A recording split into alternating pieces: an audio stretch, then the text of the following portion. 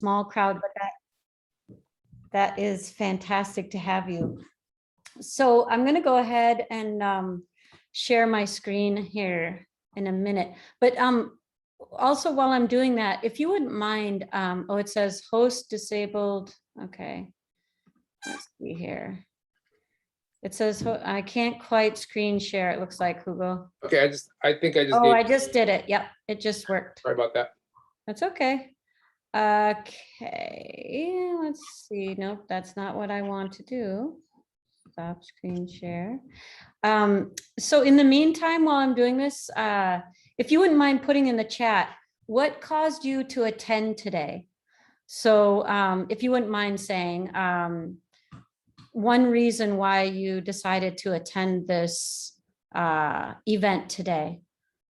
So if you wouldn't mind putting that in the chat, and I'll go ahead and were you just curious about recreation therapy? Were you not sure if the major you're in is for you or whatnot? And if you don't want to write it in the chat, maybe you could just unmute and let me know what caused you to come today. Were you curious about rec therapy? Are you not? Are you undeclared? Those kinds of things. So maybe, so Jessica, you said curiosity. Fantastic, thank you. Okay, Van, you're currently public health, but I'm also curious about this one. Okay, thank you so much. And JV, what about you? What caused you to come today? If you can. JV, okay, you're in kin, but you're very curious. Okay, real good. All right, well, that helps me a little bit. I'm going to tell you a little bit about myself here. Let's see here. Are you seeing, let's see. Yes, we see the slideshow, but you need to start. Okay, is that, should I start the slideshow? Yeah, yeah. Okay. All right. Okay, you, slideshow. Okay. Okay, so I just want to mention just briefly about myself. I've been teaching at San Jose State for 20 years now. I think I'm on my 21st year, and I'm originally from Madison, Wisconsin, and grew up there in Wisconsin. And then I lived in various parts of the country, and then I landed here in the San Jose, the San Francisco Bay Area. And I actually came here because I was doing a master's degree in recreation therapy. And at the end of your degree in recreation therapy, you have to do an internship. And the internship is a whole semester long. So, and you go and you work somewhere 40 hours a week in a hospital or another similar location. And you're an apprentice basically as the fifth year student. And you work right alongside a recreation therapist 40 hours a week for a whole semester. And then after that, you graduate. And so that internship really sets you up for success.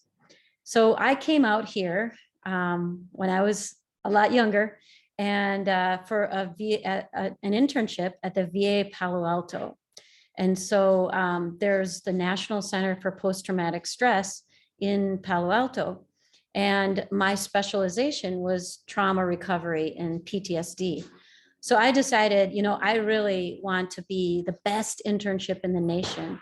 And so that's what made me apply for and get, sorry, my doggy is here, an internship at the VA Palo Alto. So then I moved out here and I never left. So I've been here ever since.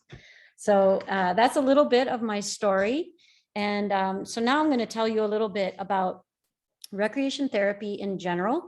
I'm going to teach you about and talk to you about what the heck is recreation therapy anyways, because most people don't know what it is.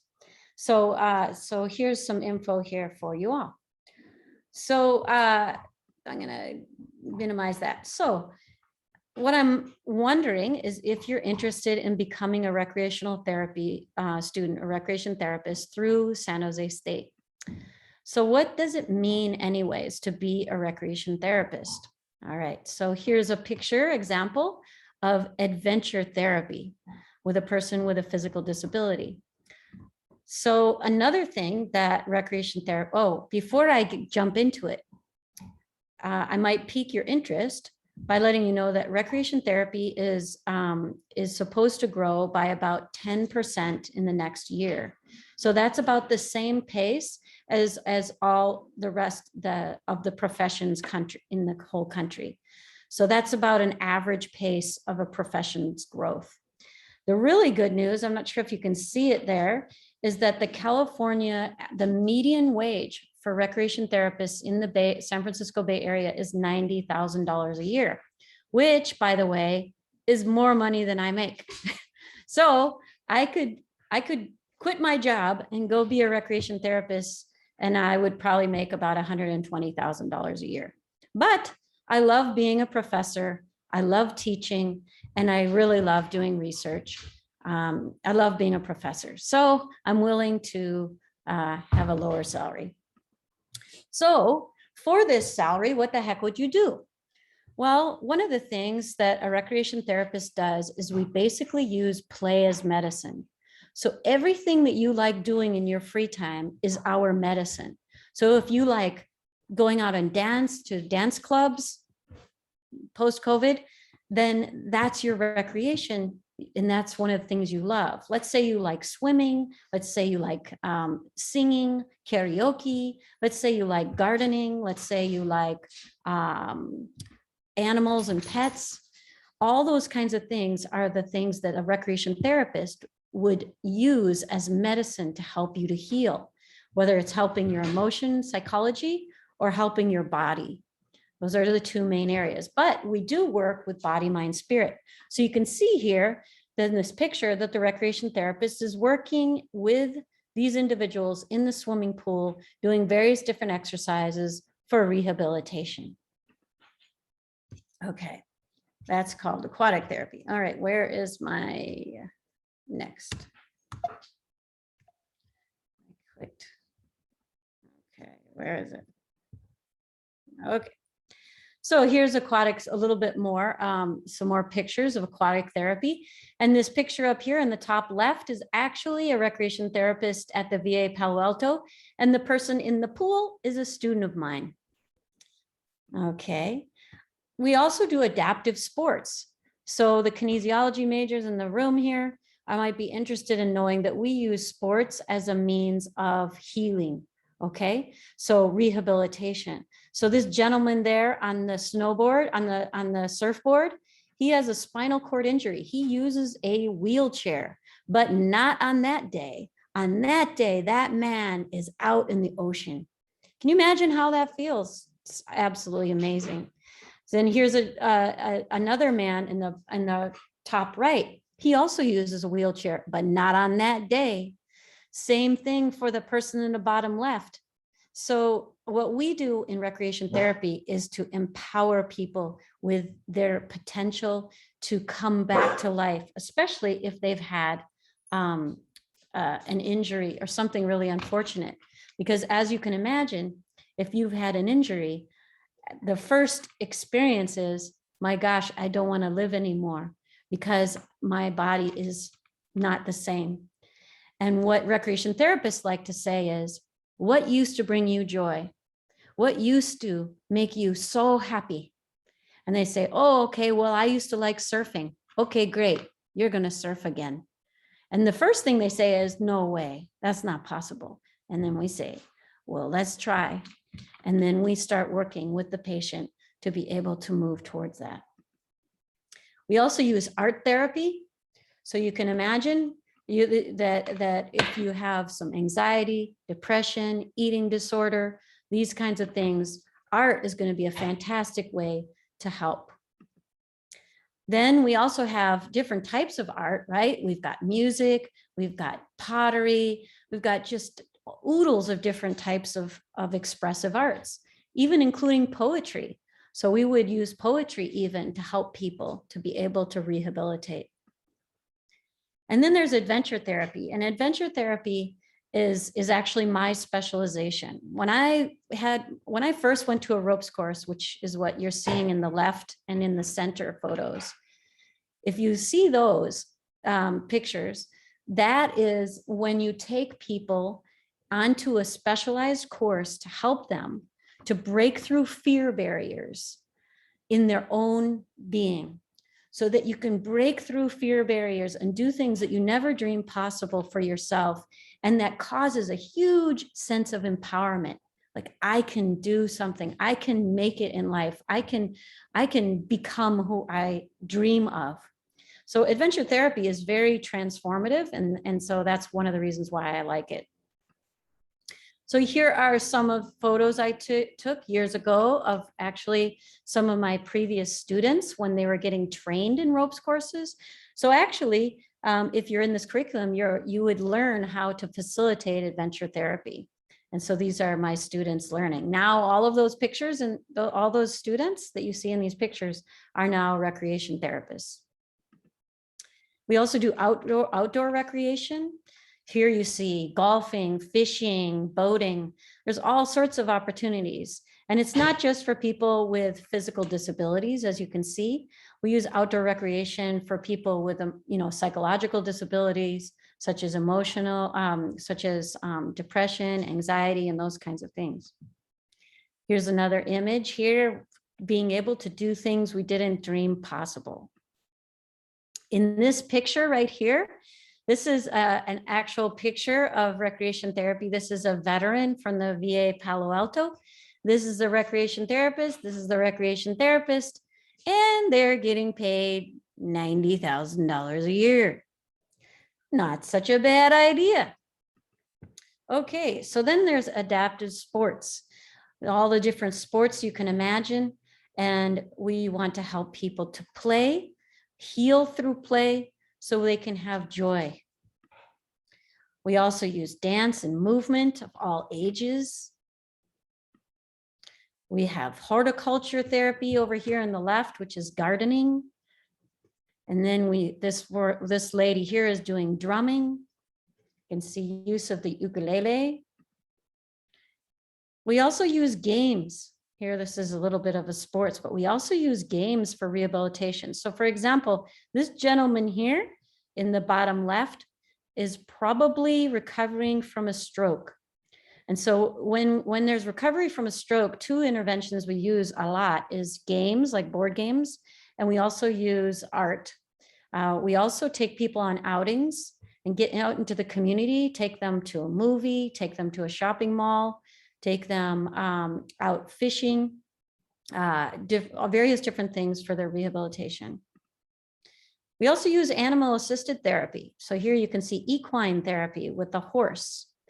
We also use canines, as you can see here, and all sorts of different animals, even including dolphins, swimming with dolphins. There are some people that work with veterans because there's a lot of money with working with veterans. So there's more money to do unusual things like swimming with dolphins.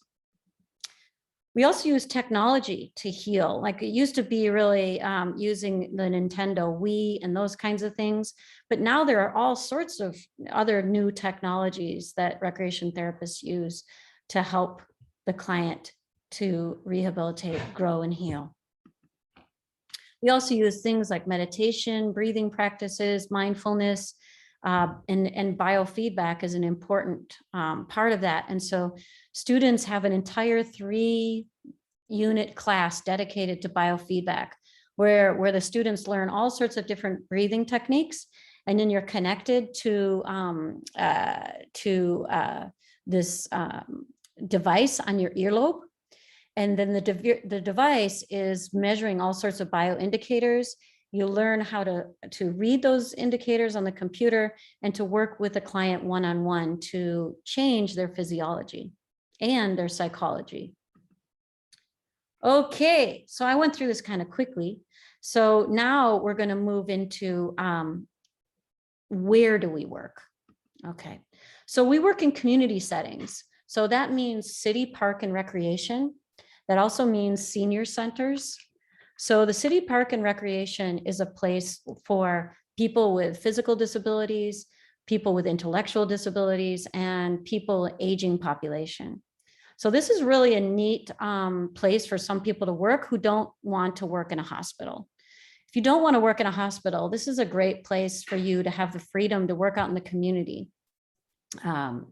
in doing all the things that we talked about before. We also work in rehabilitation centers that specialize in rehab from addictions, eating disorders, and post-traumatic stress, all sorts of things. So, so there are some specialized clinics that specialize in rehab from chemical dependency, or they specialize in eating disorders. There are also ones that specialize using adventure therapy. So for example, here on the left, this specific program is working with veterans who are homeless and going sailing. So they also work with other people with other disorders, but this particular intervention is about sailing. So this is a patient here, and then this is the patient here in the lift, and then the therapist is in the boat. If you don't know how to do some of these recreation activities, like you could say, oh, I don't know how to sail. That's okay, because a lot of times sometimes the agency will actually hire the specialist who drives the boat. And then you as the therapist, your job is just to pay attention to the rehab and to the patient. And then the boat driver drives the boat. So you don't have to worry about being a specialist in every single kind of recreation. Okay. And then we also have therapeutic camps. So if you're a person who ever went to Boy Scouts or Girl Scouts or went to a camp as a child and you really, really loved it, this is or if you've never been to a camp and you're curious about it, camps are really, really special because you get a chance to be with the clients immersively, every single day, all day long. And then they leave and then a new batch comes in. Okay. Sorry, my dog is whining a little bit. Okay, there we go. So anyway, the therapeutic camps are really pretty special because also they're usually embedded in nature. And in nature is just such a special time for you to be with them, because when you're in nature, nature can be so healing in and of itself. So there's that piece. We also do physical medicine. So right here locally, the Santa Clara Valley Medical is right down the street, and Santa Clara Valley Medical has a wonderful recreation therapy department. And so the recreation therapy, again, is working mostly with people with spinal cord injuries and recovering from stroke. Those are the two main diagnoses that happen, but there are also other various things, oftentimes from car accidents and whatnot. Okay, then there's also the older adults. You could work in a nursing home, you could work in assisted living. Like I said before, a senior living, a senior center. And then there are some also nonprofits and for-profits where you could work with seniors. Just as a side note, when I was first out of school, my first job was working with seniors. And I was so surprised because I didn't think that I would like working with seniors because I'm kind of an adventure person. So I thought, oh, that's going to be too slow of a pace for me. But I ended up falling in love with the elders. They were just so appreciative and so sweet and loving. And the family members were so appreciative. And I just fell in love with it. And it was actually really hard for me to leave that job. But I got a better job offer. It was like more money and more with adventure. So I decided to go with that. But I did this for a number of years and absolutely loved it. Okay, here's some more pictures of working with an older adult population. And a very big employer of recreation therapy is actually the prison setting. And you might think at first, oh my gosh, I don't want to work in the prison. That would be too scary. That's a very common response. But what my students and alumni find is that actually working in the prison is really, really pretty amazing, because it's actually very safe, because there are so many ways to create safety, that there's, guards in every, room, so that with guns, so that anything you do is so heavily guarded that that there's nothing to be afraid of. And they actually find out that you really start to enjoy the people who are inmates as human beings. And you get to remember that they're human beings first. So anyway, the other thing about working in a prison is they have very, very high salaries.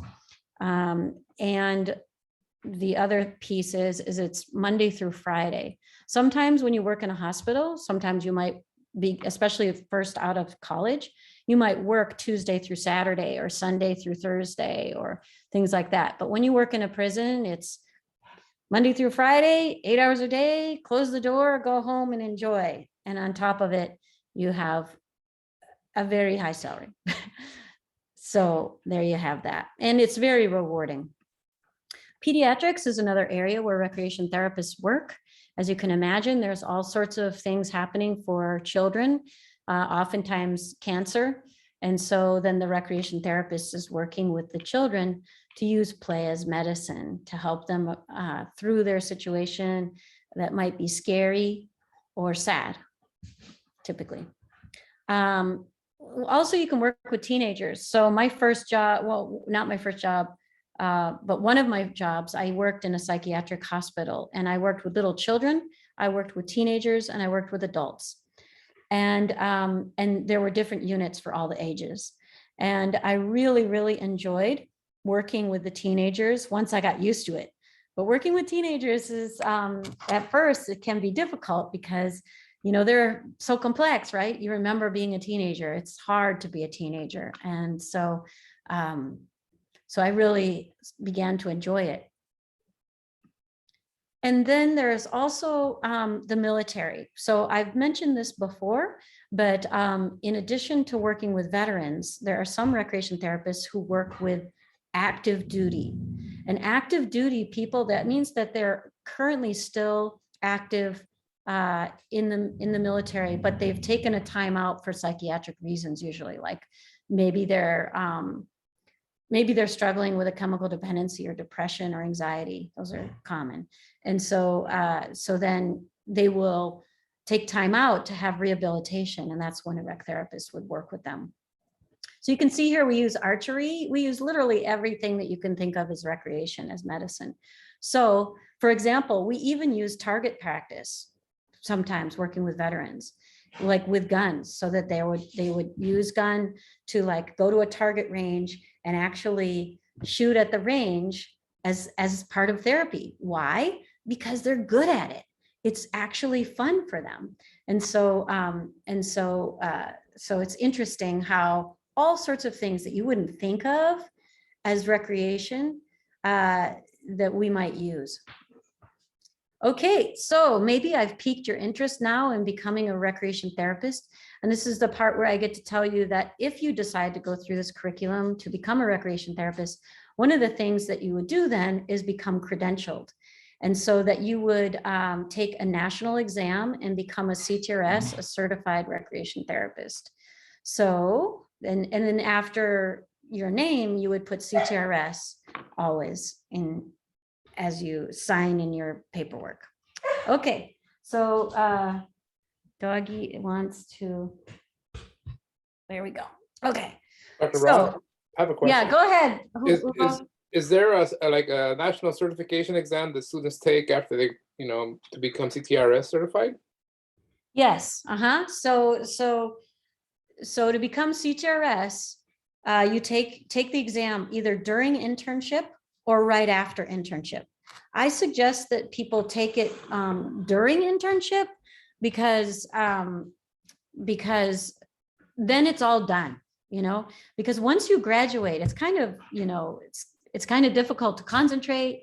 It's difficult to study, because after you're done being a student, the last thing you want to do is go, study some more. So I always suggest to students, go ahead and take the exam during internship so that you can have it all done. Does that help, Hugo? Yes, because that way they can start working right after the internship. They can start looking for a job. Hopefully in some cases, they will be hired by wherever they do their internship. Exactly. Yes. That's the ideal, is that you do an internship where you think, A, you want the job, and B, you think there might be job openings. So recreation therapy is growing a lot, as I mentioned earlier, especially in the Bay Area.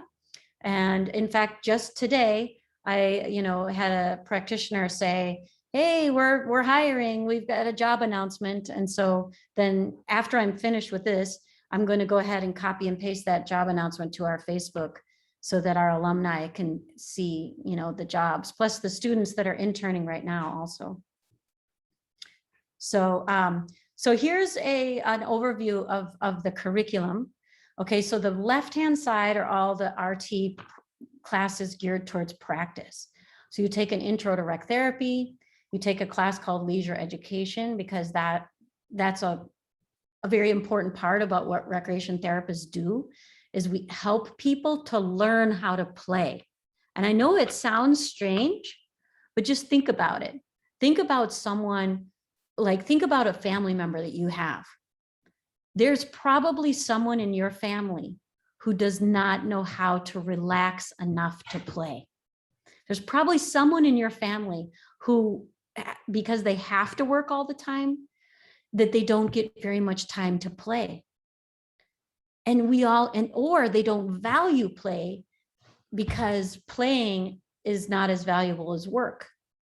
But what we find is that play is so important for our well-being and our health, that if we don't play enough, that we're at risk of getting of disease and other conditions. Like when we don't take enough vacation, it's been shown in research that we increase our chances of having a heart attack. So when we don't play is very important. So learning how to play is actually something that most of us have to learn. Even my students in that leisure education class, they're learning how to play, and they get surprised. They're like, wow, I guess I didn't really realize how important play and leisure is until I realized I didn't have it. Okay, so then there's the biofeedback class that I told you about earlier. There's recreation therapy for physical conditions. So that's for the strokes and the spinal cord injury and all those kinds of things. RT for psychiatric conditions. So that's conditions that, like I mentioned before, psychological conditions. We also have specialized interventions. So you're going to have 1 unit of aquatic therapy, 1 unit of adventure therapy, and 1 unit of behavioral interventions. And the purpose of those is to kind of give you an immersion experience. So actually you would, and for those classes, you don't report to school. You actually report to the agency, and you actually get into the pool. You actually go on the ropes course, the adventure therapy. You actually go into an indoor playground to learn how to work with kids with autism in therapeutic play. Pretty exciting. There's also the assessment and treatment planning. That's where you learn how to write in medical charts, and you learn how to to do a patient assessment. Okay. And then also there's advanced practices. That's a research class. And then there's a practicum and internship. You can see there that we talked about earlier. And then on the right is management classes. So the management classes are geared towards helping the student to be able to be a manager in recreation therapy. So after you're a recreation therapist for a certain period of time, some students, some alumni, would prefer to work in management. They'd prefer to be the boss, to be a supervisor. And so in anticipation of being that many of our alumni will become the supervisor in the future, we want to make sure that you have managerial preparation. We want to make sure that you know about ethics, how to about the law, legal issues. We want you to know that how to run a facility. Do you know how to run a swimming pool facility? Do you know how to take care of a basketball court? Do you know about how to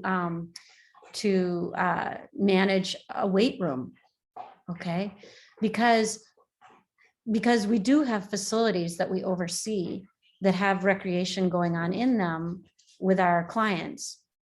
Then we also want you to know about human resources as well as how to conduct research. And at the very beginning there is the program planning, and that's a little bit more, just a second here.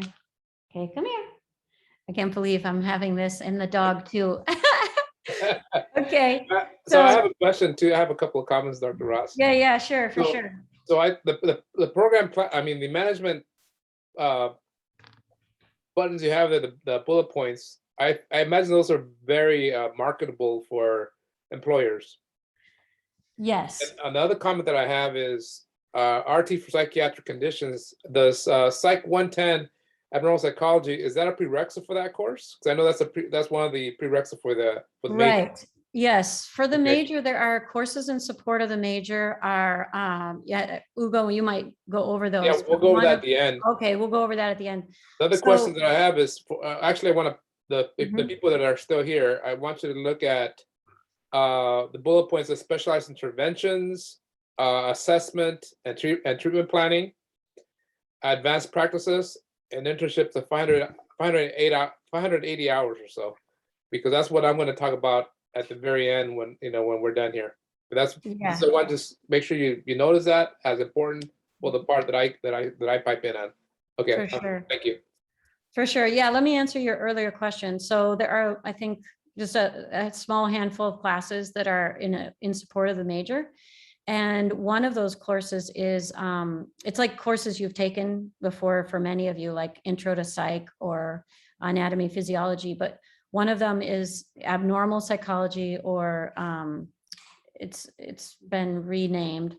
And that class, you can take it before the recreation therapy class, or you can take it currently, or you can even take it after. So it doesn't matter, Ugo, when they take the Psych 110 class. But what I advise for all my students, like 99% of all my students, take the Psych 110 class concurrently with the RT for psychiatric conditions class. Okay. So most of them take it at the same time. As I think they renamed it adult psychopathology. Thank you. I'm on sabbatical right now. So so my mind doesn't have all these things in it like I normally do. Yeah. Okay. So this is just a reminder of the pretty important fact that you could share with your family members. This is published in the government's website. So there's that. And then here's a picture of some of my students from years past, where they did some photo thing that allowed it to look like we were on the beach, even though we weren't on the beach. That's me over there in the far right, back right there. And then these were my seniors. And then here's my contact info. So like I mentioned before, I'm on sabbatical this semester. So that means that I am not teaching, I'm not reporting to the university. My job this semester is only to do my research and have some time off. So this is the only thing I'm doing practically, but I really wanted to do this with Ugo and with you. So I decided to do this. So this semester, if you are interested or have a friend that's interested in rec therapy, you would email Ms. Billy Jo Grosner, but she goes by BJ Grosner. So you would email her, and her email is right there. And then if you're in the major, you will be my advisee. Sorry about that. And then you would email and work with me directly. Okay. All right. And then I believe we're at the end. Let's see here. Okay, yeah. So we're at the end now, and then we can field some questions. And also, I know Ugo has a 2 slides to show you. Yeah. They're like curriculum questions. Okay. It might be particularly. Okay. So my part of this is that as an advisor, I come across a lot of students. Let me get the slide going first. Hold on a second. Slideshow. Okay, I come across a lot of students who are looking for a major that will help them prepare for health professions careers, such as physical and occupational therapists, nurses, physician assistants, and one of the things that is a barrier to these students, was a challenge, is to find clinical experience, patient care experience. And so either you get training as a medical assistant, as a as a PT aide, or you volunteer for many hours, or you knock on thousands of doors before you finally get in as a volunteer for occupational physical therapy, etc. So this can be a challenge for a lot of students. And what I like about the RT recreation therapy is that you have a very, very robust internship. And here I put a table that compares the prerequisites for physician assistant on the top row, physical therapy on the second row, occupational therapy on the third row, nursing on the fourth row, and then the courses that you would take while that you would need to become a physical recreation therapist. So about half of the courses for most of these prerequisites for graduate programs in physician assistant physical therapy, about half the courses are included into the curriculum for rec therapy. But the key to me, I won't say recruitment tool, but the key advantage of using rec therapy is the 500 hours. Actually, I think I saw 580 hours, which is either half or all of what many of these professions require for you to apply to become a physician assistant physical therapy. And then I think I earlier called your attention to three main components of the curriculum for rec therapy. One was advanced practice. The other one was writing up treatment plans and assessments. Those are things that are specifically requested by occupational therapy, physician assistant physical therapy, as things they want their students to have before they apply. Advanced practice, in other words, being with patients who are I won't say sick, but who need therapeutic treatment or therapeutic interventions. And as you saw from the pictures, there's heavy duty therapy going on there. There's also, you get to work on your interpersonal skills with people or with patients that are probably outside your comfort zone right now. In other words, people who have spinal trauma, who have lost limbs because of war, who are depressed, in other words, these are people who can be challenging, and you have to develop the interpersonal skills to get their confidence, get them to work. It takes a lot of patience. It takes a lot of, as Dr. Ross says, being open-minded and see them as human beings, not just prisoners with a number. And all these experiences, I think, would bode well for an awesome personal statement if and when you decide to apply to become a physician assistant, a physical therapy, an occupational therapist, or a nurse, ABS. So I'm trying to sell this rec therapy major, but I really don't think it needs a lot of selling. I think the pictures speak for themselves. I really hope that if you're considering a health professional's career, that you consider this a very, very rich and viable option for you as a major. Let me jump in and clarify one thing. Sure. When you look at the bottom row there, everyone, actually physiology is required. Okay. So we'll have to just fix that one. So physiology is required for rec therapy. And then so what you would do then is, if you did want a different profession in the future, you think you want a different profession in the future, and rec therapy would be a gateway to that. All you would need to do then is go ahead and take you know, chemistry. Go ahead and take a specific math. Go ahead and take the GRE, because then you would have anatomy, you'd have physiology, you'd have psych classes, along with, you know, of course, you'd have biology classes already. And then along with that, recreation therapy requires lifespan development. So you can see that in the bottom right-hand corner. You could see the Public Health 15 or CHAD 70. That's required because in order to be a rec therapist, you need to understand how humans develop from birth to death. So you need to understand all those details. Yep. Thank you for, I will fix that for the next slide, but, and definitely it'll show up in the, yeah. Anyways, thank you for that.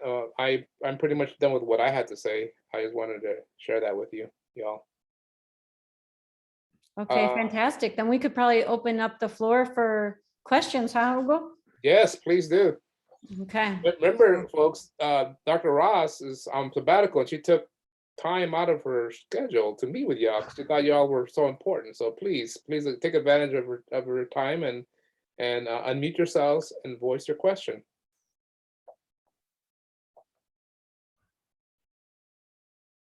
You can also put a question in the chat. Mm-hmm. It could be any kind of question, just like, what did you like about being a rec therapist? Or you could ask a question about my students, or what do students say, or what kind of jobs are people getting, and that kind of thing. It could be any question. Just sorry about the dog.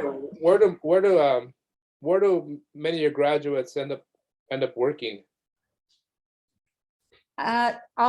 All sorts of places, like all the different agencies that I mentioned. So VA, like hospitals, Valley Med, John Muir in the East Bay. There's in nursing homes, in pediatrics, in prisons, nonprofits. There are some nonprofits that there's the dog again. Oops. So those are the kinds of things. The ones I haven't talked about so much are, just a second here. My dog was a puppy, and now it's a larger dog, and she's a lot stronger than she used to be. Okay. Anyway, does that help? While I'm multitasking? Yes, that helps. Okay.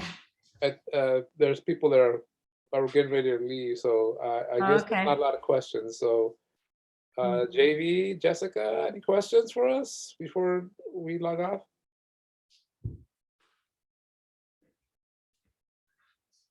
No problem, Van. And Jessica, do you have a question, Jessica? If you all you know, are interested, what are some ways we can get clinical hours? Oh, okay. So the way that we help the students to get clinical hours is, I don't know if you saw on the list there, but we require 100 practicum hours. So all the students have practicum hours, and the practicum hours are required at the very beginning of your curriculum. It's for 1 unit. And what that does is it kind of forces the student out of the door, and it forces students to go out and be brave and to actually get into an agency and begin doing field work. And once you get your feet wet, once you start your practicum and you do 100 hours, then you kind of get the hang of it. You know, the fear barrier, you break through it, and then you think, oh, I can do this. And then you go ahead and get more hours, because more hours are preferred, in more than 100 practicum hours, pre-internship hours. So what happens in that practicum class is that you look through the database that I give you, and there's a database of all sorts of practicum options, different agencies. And then you contact the agency and you say, hi, I'm a San Jose State recreation therapy student. I'm interested in doing practicum with you. Are you available? Are you available for a practicum student? And then they say yes or no. If they say yes, then you take the steps there's usually onboarding steps that you need to take in order to become an official practicum student, because you are apprenticing with them, but not like the same as internship. Internship is really intensive. So, but that's kind of to answer your question, is that at the very beginning of the curriculum, you go out, you do 100 hours. And then what I tell students is keep doing the practicum hours, when like a little bit every semester, especially during the summer when you might have more time, so that you build your resume, so that by the time you get to your interview for internship, you have lots of experience on your resume, and then you have a better opportunity to get a really good internship, because a great internship means a great job, typically. Does that answer your question, Jessica? Cool. Yeah. So, and you'll find that recreation therapy is really very close-knit community. Like, we're very relational, and like the students become really close. And because the classes are very experiential, they're very hands-on. And so the students just really get to know each other, and they become fast friends, and they feel like they're part of a community. I know all of my students. I get to know all of them on a first name basis, because that's important to me as the director, that every student feels like they're a part of the community, and that they're supported and their needs are met for success. So that's one thing you'll find of rec therapy is way different than other majors, because we are a community, because we're not humongous. We are a smaller group, and that smallness allows for us to be close. It allows for me to be a really good advisor and those kinds of things. So.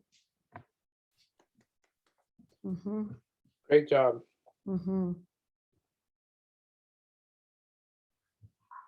JV, any questions, JV?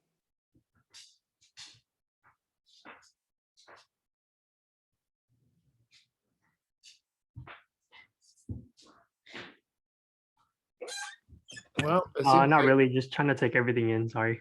No worries. Thank you for unmuting yourself. Thanks, JV. Okay. Well, it seems like we might be done. Even though I'm on sabbatical,